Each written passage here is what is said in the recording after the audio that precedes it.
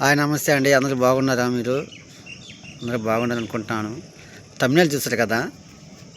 Thumbnail అంటే ఏంటంటే thumbnail విషయం ఏంటంటే క్రిస్టియన్ల కంటే ప్లస్ ఈ ముస్లిమ్స్ కంటే కూడా హిందువులే బెటర్ అనిపిస్తుంది. నేను క్రిస్టియన్నే, కానీ ఎందుకు బెటర్ అనిపిస్తుంది అంటే కొన్ని విషయాలు, అన్ని విషయాలని కాదు, నేను కొన్ని విషయాల్లో హిందువులే బెటర్ అనిపిస్తుంది. ఎందుకంటే ఇప్పుడు సపోజ్ మా ఊళ్ళో నేను చూశాను కదా, రాములవారి గుడి ఉంది, ఆంజనేయ స్వామి గుడి ఉంది. అంటే ఆ గుడులు కూడా వేరు వేరు వాళ్ళు ముఠా వాళ్ళు కట్టుకున్నారు. అయినా కానీ శ్రీరాముల పండుగ వచ్చిందంటే అందరూ వెళ్తారు ఆ గుడిలోకి. దేవుడు ఒకటే వాళ్ళకి, కానీ అందరూ ఆ గుడికి వెళ్తారు. అలాగనే అమ్మవారి ఆంజనేయ స్వామి ఉందనుకోండి, హనుమాన్ జయంతి రోజు, ఆ రోజు ఆ ముఠా వాళ్ళే పోరు, అందరూ వెళ్తారు. అలాగనే మన క్రిస్టియన్స్లోకి వచ్చేలాకి ఏం జరుగుతుందంటే, ఫలానా సంఘంలో చర్చి వాళ్ళకి మనం పోకూడదు, ఆ సంఘంలో చర్చిలో వాళ్ళే ఆ సంఘానికే వెళ్ళాలా. ఇప్పుడు సపోజ్ కోటాలు పెట్టుకుంటారు కదండి, మనకి పల్లెటూరులో తెలుసు కదా, చర్చి తరపున 4 రోజులు 3 రోజులు అని చెప్పేసి కోటాలు పెట్టుకుంటారు.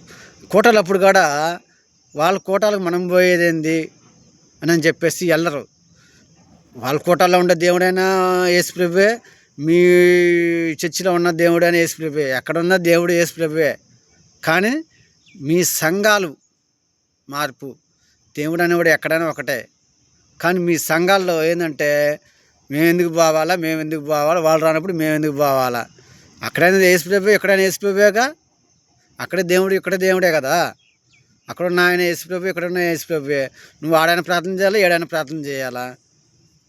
చర్చిలోకి వెళ్ళిపోయిన కనీసం కోటలు ఎప్పుడైనా కాస్త కలిసిమెలిసిగా వెళ్తుంటే ఒక ఐక్యత అనేది ఉంటుందని నా భావన. దానికోసం నేను మాట్లాడుతున్నాను, కానీ వేరే ఉద్దేశంగా కాదు. అందుకని చెప్పేసి ఈ పద్ధతిని కొంచెం మార్చుకోండి.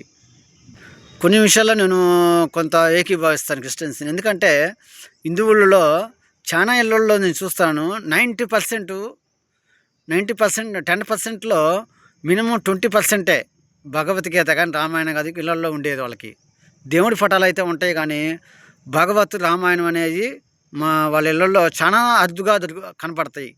అదే క్రిస్టియన్లు కానీ ముస్లిం ఇళ్ళల్లో కానీ చూడండి, ప్రతి ఒక్క చర్చికి వెళ్ళి ప్రతి ఒక్క ఇంట్లో బైబిల్ కంపల్సరీగా ఉంటుంది. బైబిల్ పురాణం వాళ్ళు ప్రతి ఒక్క ఇంట్లో కంపల్సరీగా ఉంటుంది. ఏదో వాళ్ళు ఖాళీ టైంలో ఆ బైబిల్ తీసి చదువుకొని కొంచెం అవగాహన తెచ్చుకుంటారు అనమాట. ఆ యొక్క మతం మీద కానీ ఆ యొక్క దేవుడి మీద కానీ ఒక అవగాహన తెచ్చుకుంటారు. అలాగనే హిందువులు కూడా మీ ఇళ్ళల్లో పురాణం రామాయణం ఉంటాయి కదా, మీ పుస్తకాలు ఏవో అవి ఉంటే పిల్లలకి ఏదో ఖాళీ టైంలో దొరికినప్పుడు వాటిని ఆచరించడానికి కానీ దాని గురించి తెలుసుకోవడానికి కానీ ఇంట్రెస్ట్ చూపిస్తారు. ఏదో గుళ్ళు ఉంటే గుళ్ళకి వెళ్ళి దండం పెట్టుకునే అంత ఓకే చేసుకోండి, అది ఓకే, అది పర్లా. కొంచెం కాకపోతే ఇట్లాంటివి కూడా ఉంటే కొంచెం చాలా బెటర్ అని చెప్పేసి నా అభిప్రాయం. దీంట్లో ఏమన్నా తప్పుగా ఉంటే కామెంట్ చేయండి, నేను దానికి రిప్లై ఇస్తాను.